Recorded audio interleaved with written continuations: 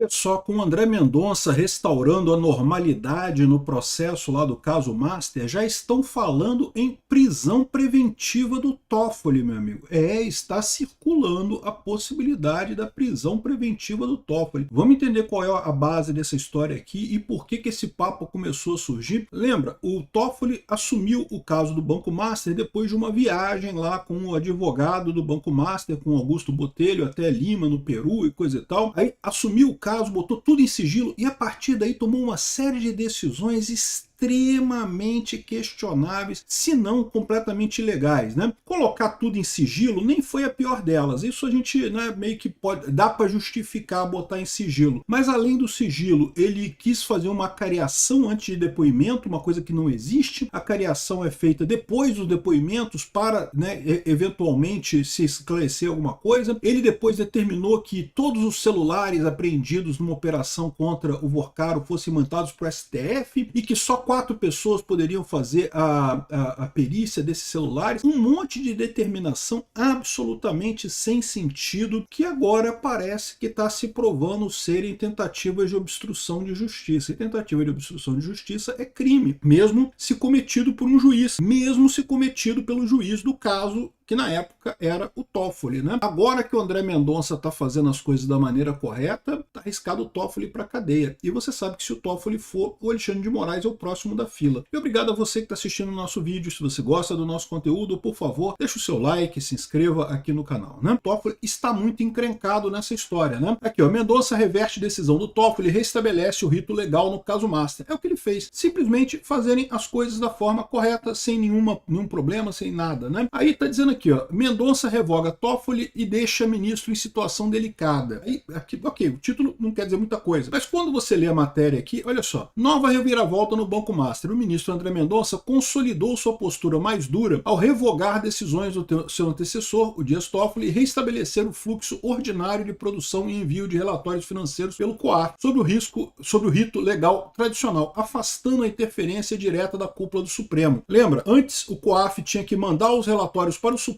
Supremo então olhar... Bom, antes de mais nada, o que é o COAF? O COAF é um órgão da Receita Federal, lá do Ministério da Economia, que justamente faz monitoramento de transações anômalas, transações com muito dinheiro, para eventualmente pegar traficante de droga, gente lavando dinheiro, criminosos de todo tipo, e daí eles pegam esse tipo de coisa e investigam a partir daí, né? Só que aí isso tinha sido feito uma proposta que não tem que passar pelo STF primeiro. Se achar alguma coisa, tem que passar pelo STF primeiro. O motivo disso é óbvio. O Toffoli sabe que o nome dele está envolvido em algumas dessas coisas. Então, ele não quer que ser surpreendido com alguma coisa assim, né? Aqui, ó. Afastando a interferência direta da cúpula do Supremo nas etapas técnicas de investigação. Parece ser um recado claro de que o tribunal não deve cercar-se artificialmente um dos maiores escândalos financeiros da história do país. Ou seja, deixa o pessoal fazer a investigação. Quando chegar na fase de processo, que aí vai chegar no STF, o STF vai julgar a coisa toda, né? A decisão vista por analistas como uma tentativa de devolver autonomia à Polícia Federal e ao COAF também intensifica a análise sobre os limites da atuação de magistrados em processos sensíveis. Se antes Toffoli chegou a centralizar sobre o caso, sobre sigilo e sobre a sua tutela, tudo tinha que passar pela mão do Toffoli, agora crescem nas cúpulas jurídicas e políticas, e também da Polícia Federal, diga-se de passagem, debates sobre a sua condução não teria sido imprudente ou parcial, que poderia justificar até medidas extremas como pedido de prisão preventiva de Toffoli, hipótese que reflete a insatisfação de setores da sociedade e de procuradores com a percepção de obstrução ou favorecimento durante a sua relatoria. Ou seja, o Toffoli teria praticado obstrução de justiça, segurou a investigação de forma indevida. Por quê? Porque não precisa o STF ser comunicado de qualquer relatório do COAF. No futuro, quando o relatório virar uma investigação e a investigação tiver todas as evidências, tudo acossado ali, isso vai ser remetido para o STF. Quem vai julgar é o juiz no final das contas. Mas o Toffoli não queria nem que isso chegasse a acontecer, ou seja, tinha que passar por ele antes para ele evitar que o nome dele aparecesse ali, né? Porque ele sabe que o nome dele vai aparecer ali. E o nome do Xandão também, né? 129 milhões de reais que a esposa do Xandão recebeu lá, ou queria receber lá do Vorcaro, é um valor bastante considerável, né? Então, ou seja, esse pessoal deu um jeito de se cercar nessas coisas aí, e isso é obstrução de justiça. E a obstrução de justiça do Toffoli, é claro que não foi só para ele, foi para ele e para o Xandão, né? Então, na fila tá o Xandão nessa história aqui, ó. Crescem nas cúpulas jurídicas, deixa eu ler para vocês, vou ler de novo, hein? Crescem nas cúpulas jurídicas e políticas debates sobre se a condução teria sido tão imprudente ou parcial. Olha só, imprudência e parcialidade é pouco, tá? Isso aqui tá mais, eu já falei para vocês, é coautoria, meu amigo, é participação no crime, né? Que poderia justificar até medidas extremas como pedido de prisão preventiva do Toffoli. Prisão preventiva do Toffoli pode ter prisão preventiva de ministro do STF, tá? Como é que faz isso? Um ministro decreta a prisão do outro ministro. É julgado na cúpula, sem a participação do ministro que pediu, nem do ministro que é o alvo, e se for aprovado pela Câmara lá, né, pelo colegiado do STF, o cara é preso, né? E, em tese, eu não sei não, porque como eu falei para vocês, né, muita gente, inclusive no STF, tá achando que é preciso uma medida drástica dessa. O Flávio Dino, o Gilmar Mendes, o Alexandre de Moraes estão tentando fazer um negócio, não, temos que fazer pautas positivas para o STF, para tentar melhorar a imagem do STF junto à população e não sei o que lá. E só que isso não vai resolver. O que a população quer não é um STF político do lado certo. A população quer um STF não político, um STF técnico, que não mexa em política, que não persiga a direita, que não corra atrás da direita, que deixe o jogo democrático ser jogado, que se a população brasileira votar na direita, é a direita que vai assumir o poder. Então isso é o que se espera do STF, né? E não que faça política para um lado ou para o outro, seja lá qual lado for, né? Talvez ele chegue à conclusão de que a única maneira de realmente limpar o nome do STF é cortando na própria carne. Eu acho que isso vai ser necessário. Pelo menos Toffoli e Alexandre de Moraes teriam que ser cortados. A minha questão toda só é, isso vai acontecer já ou isso vai acontecer ano que vem? Ano que vem eu tenho mais expectativa, porque eu acho que ano que vem, a gente elegendo Flávio e elegendo um Senado mais à direita, a gente consegue fazer isso sem problemas ano que vem. Esse ano agora eu acho pouco provável que aconteça alguma coisa, tá? Por mais que os escândalos sejam enormes, né, em termos de impeachment e coisa e tal, mas poderia ser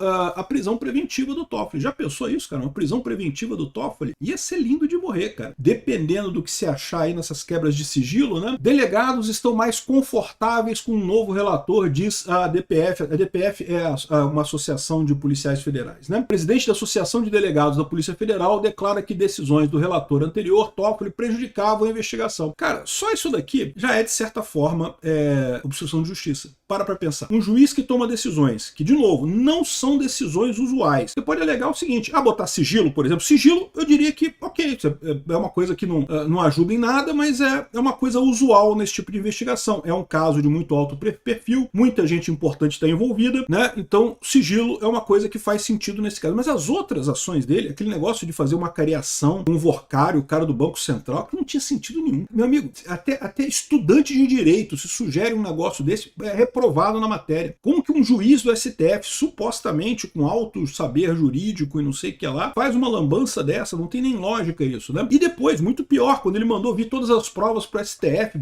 proibiu a Polícia Federal de fazer a perícia nas provas coletadas na operação, da segunda fase da Operação Compliance Zero, né? Então, assim, realmente uma coisa que chama muita atenção essa ação do Toffoli, no sentido que pode ser obstrução de justiça. O Toffoli estava tentando segurar o processo, né? Para ele e para o Alexandre de Moraes. Banco Central já recebeu o pedido de quebra de sigilo da empresa do Dias Toffoli, então toda a movimentação financeira da empresa, bem como também, eu imagino que isso aqui também vai cair na Receita Federal, todas as declarações e coisa e tal, tudo isso vai ser levantado e vai ser enviado para a polícia para investigação. Olha só, que dependendo do grau que apareça aqui, dependendo da sujeira que apareça das ligações entre o Vorcário e o Toffoli, já imaginou o Toffoli sendo preso no STF, em prisão preventiva? Caramba, bicho, vai ser lindo de acontecer. Vamos ver. Eu acho que não acontece, não. Eu acho que a gente vai tirar ele por impeachment ano que vem. Mas, de qualquer forma, a coisa tá ficando quente. E pra gente isso é bom, cara. Pra gente isso é bom. Porque quanto mais o povo perceber o absurdo que tá o STF, maior a chance do pessoal querer votar em senadores que querem arrumar essa coisa, que querem justamente dar um freio de arrumação no STF, tirar uma meia dúzia de lá, pelo menos uns 4 ou 5 ali, né? Tira o Alexandre de Moraes, o Toffoli, o Dino, o Zanin, e se tiver o cara lá o Gilmar Mendes também, tirando esses 5, já tá mais tranquila a coisa, já tá mais light o STF, e aí a coisa pode começar a engrenar pro lado correto, né? Com pessoas mais técnicas lá no STF, como é o caso do André Mendonça e do Nunes Marques, né? Então vamos ver, olha só, coisas muito emocionantes estão para acontecer com o Toffoli lá no STF. Tô na torcida. Obrigado por assistir nosso vídeo até o final. Deixa o seu like, se inscreva aqui no canal, né?